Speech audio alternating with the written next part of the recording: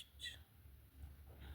I want you to put yourself in the shoes of children in Gaza who are being starved to death.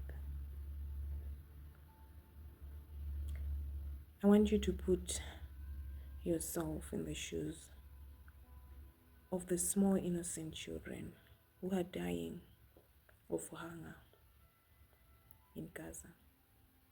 Children who are watching their parents dying. What has become of us as humans that we become so disconnected from our hearts that we have no compassion whatsoever for the grievances, for the torture, for the pain of those innocent souls who are watching their parents being bombed, dying. I saw a video of this little boy who was crying, digging up the rubble, searching for his grandpa, and he was being asked by the journalist, "What are you looking for?" My grandfather is down there under the rubble. A little boy is about 7 or 10 years. And we are talking about civilization, talking about technology advancement.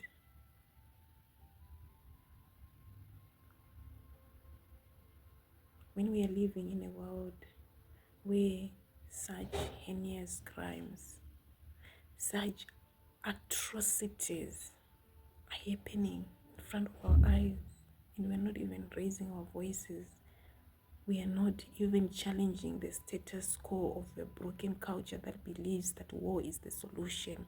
When will we remember who we are as humanity? That our differences doesn't make us enemies. When will we remember that we can unite together and iron out our differences in love, in connection, in harmony? This world is so broken, and this is the world that we are leaving our children. In such chaos, in such mess, what inheritance, what legacy are we passing on? Because our children are watching us today. They are watching us not taking any action, not doing anything to bring a little bit of peace in the world, a little bit of love in the world. It's time for us to wake up. It's time for us to connect with our hearts and remember that there is more to our being here on earth. There is more to life than fighting, conflicts, chaos, hatred, violence, killing one another. That is not a solution. We are perpetuating a cycle that has been going on for generations and generations. A cycle of perpetual hatred, a cycle of perpetual violence amongst different nations, different races. When will we get to the point where we say enough is enough and rests in the awareness of our purpose, our collective purpose as humanity? How can we begin to rebuild? Not from a place of I'm right, but from a place of what is for the highest good of all. Not from a place of attacking one another, but from a place of how can we resolve our differences? How can we unite in our differences? How can we love one another in our differences? Because as long as we continue with the path that we are on as humanity, we are heading towards one destination, and that destination is destruction. Not the destruction of the planet, but self-destruction. It breaks my heart to watch the videos of small children fighting, holding bowls of food. A call for us to wake up. A call for us to remember who we are. A call for us to reconnect with our hearts, because we cannot continue to live in the world where such level of ignorance is still being normalized. A world where we have so many educated professors, professionals, so many intelligent individuals, so many successful people, and we're still looking away and turning our back from whatever is happening in the world. It's time for us to wake up, to open our eyes, to open our hearts to nothing but love, to open our hearts to nothing but empathy, to open our hearts to nothing but compassion, to put yourself in the shoes of those innocent kids who are living through great horror story of their lives, where the trauma they are experiencing, the pain that is being inflicted on those innocent souls. What can we do?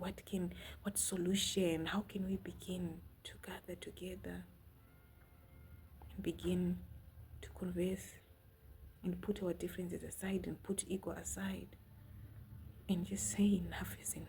It's time to turn our hearts to love and remember that we came on this planet for only one thing, and that one thing is love, and that one thing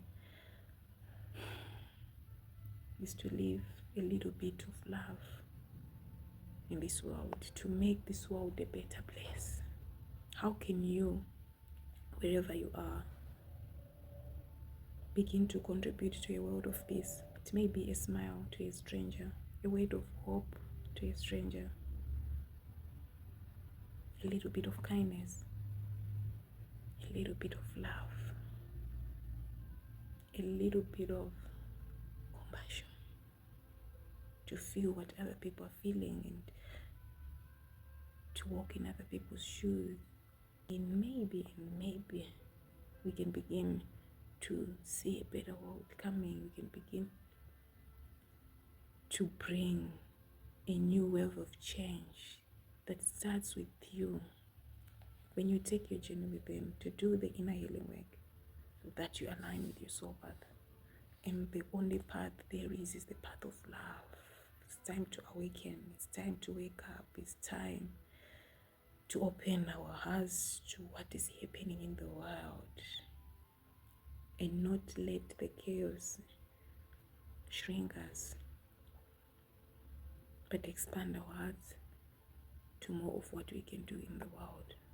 It's time to end the war within ourselves. It's time to end the violence that we inflict within ourselves. It's time to love ourselves a little bit more. It's time to be gentle with ourselves a little bit more, because when we remember love, when we reconnect with love, when we let love in and open our hearts to compassion, to love, that love that you're giving yourself will be reflected back in the world. That's how we heal the world, by healing ourselves, by changing ourselves from within, because the wars that we are seeing in the world are a reflection of the wars that we are suppressing inside of ourselves. It's time to feel, just feel. It's okay to not be okay. It's time for us to allow ourselves to experience the pain, the joy, the darkness and the light, the sadness and the joy that is inside. When we are brave enough to face the darkness that is inside, maybe that's how we can begin to switch on the light that is also within us, not by running from our pain, not from avoiding our pain, not from dismissing our pain, but from feeling our pain. Because maybe healing is about feeling, and feeling is about acceptance, and acceptance is about acknowledgement. Because you cannot heal what you're running from. You can only heal what you're willing to look at. And what you look at disappears. But what you run from runs with you. And what you resist persists. And I believe it starts with the choice. What are you choosing now, in this moment? Because life is happening now. It's time to end the war within you, so that you align with your soul, so that you remember what love is. Thank you. Sending you lots of love and healing. Don't give up. Keep shining your light. Yes, the world is dark, but keep shining your light.